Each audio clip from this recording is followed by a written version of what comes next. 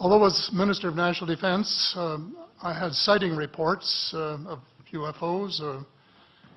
I was too busy to be concerned about them at the time because I was trying to unify the Army, Navy, and Air Force into a single Canadian Defence Force. And that itself was a kind of battle to the finish. So this was not high on my agenda. But about 10 years ago, I started getting interested due to a young man from Ottawa sending me material on the subject. I told him I was too busy to read it, but he had confidence that someday I would. It took me a while to get around to reading it, but I took it for my summer reading in 2005 and was really impressed with what was contained in it.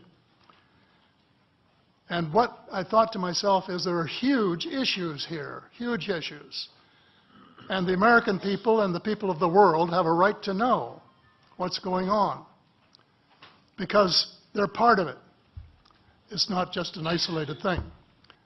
I accept the invitation of Victor Vigiani, who's over here somewhere, and his cohort Mike Bird to speak to a symposium at the University of Toronto. And I said, UFOs are as real as the airplanes flying overhead. That gave me the dubious distinction of being the first person of cabinet rank in the G8 group of countries to say so unequivocally.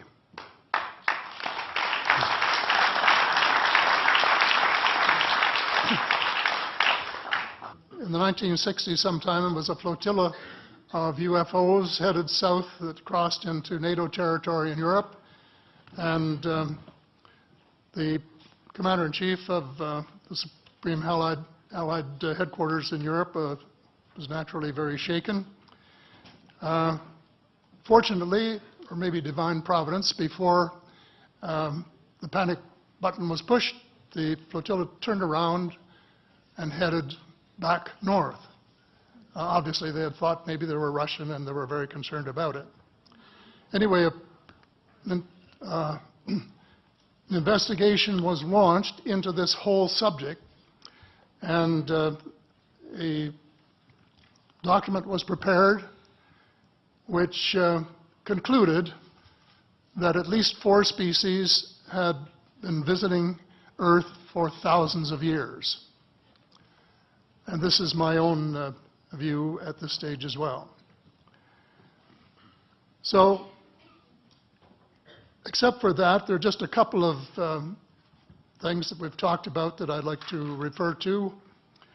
And one was that we were referring to them as they until this morning when Linda Moulton Howe, I think she was the first one, actually named 3 different species.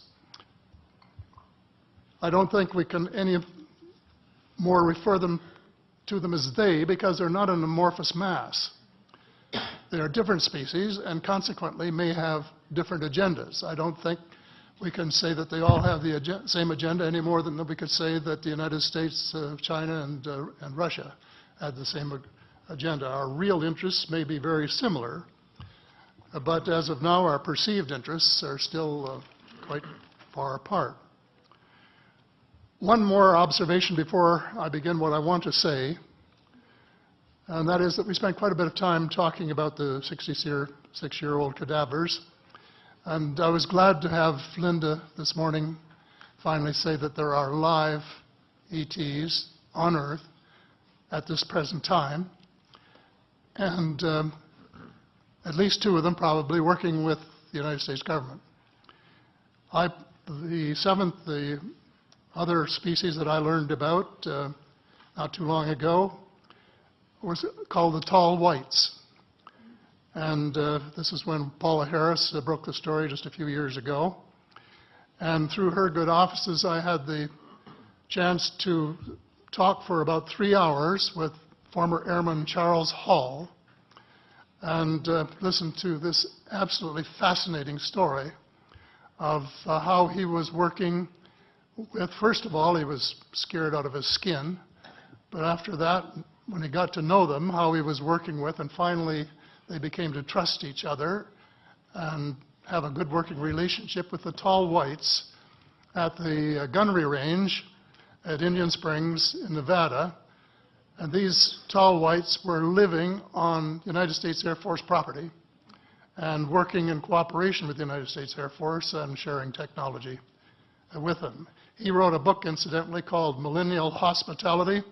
There are 4 different versions, but Paula says that Millennial Hospitality number 2 is the best. I think that's the one I read, and it's a very interesting read if you want to sort of get inside the problem of what it's like to bump into these people floating across the terrain in the desert. Well, enough on that for now. My interest is in full disclosure. And my only caveat is I think probably I would say 95 to 98% full disclosure. I know of 1 or 2 things that I'm not sure should be in the public domain, at least yet. They will be someday, I'm sure, but not maybe immediately. But just as children survive the idea of the Tooth Fairy and Santa Claus when they become adult, I think that tax-paying citizens are quite capable of accepting the new and broader reality that we live in a cosmos teeming with life of various sorts. The fact that some other civilizations are more advanced than we are may be humbling. And it exists, and it's being kept secret by the same vested interests who control our destiny. Who are these vested interests, and what are they up to? Well, Senator, you were talking about a military junta.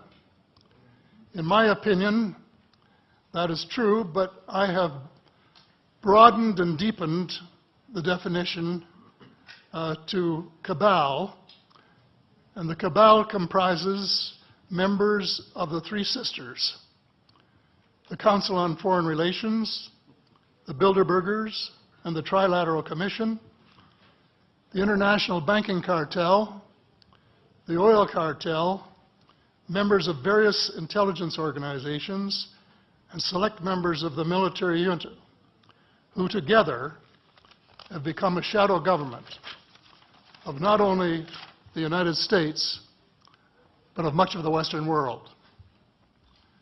The aim of the game is a world government comprising members of the cabal who are elected by no one and accountable to no one. And according to Mr. Rockefeller, the plan is well advanced.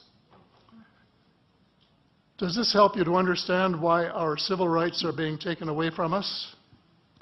I say us, because Canada too is included in the grand plan.